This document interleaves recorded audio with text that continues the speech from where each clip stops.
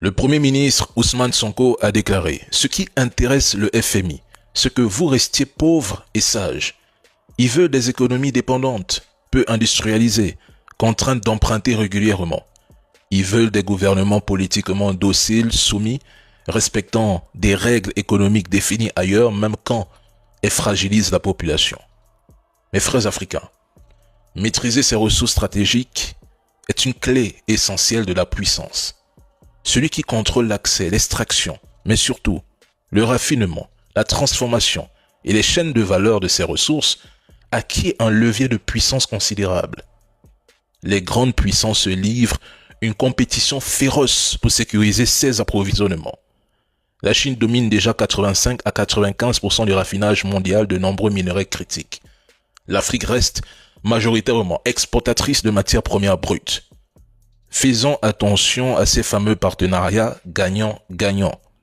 C'est un habillage diplomatique pour masquer une relation où l'Occident sécurise ses approvisionnements stratégiques à bas coût, tandis que l'Afrique reste coincée dans le rôle de fournisseur périphérique.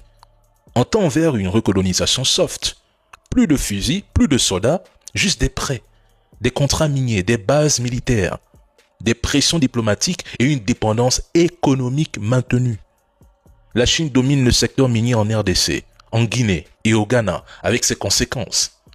Les États-Unis surtout, et l'Occident en général, lancent une offensive sérieuse depuis 2026 pour contester cette hégémonie, avec des avancées concrètes dans plusieurs pays africains.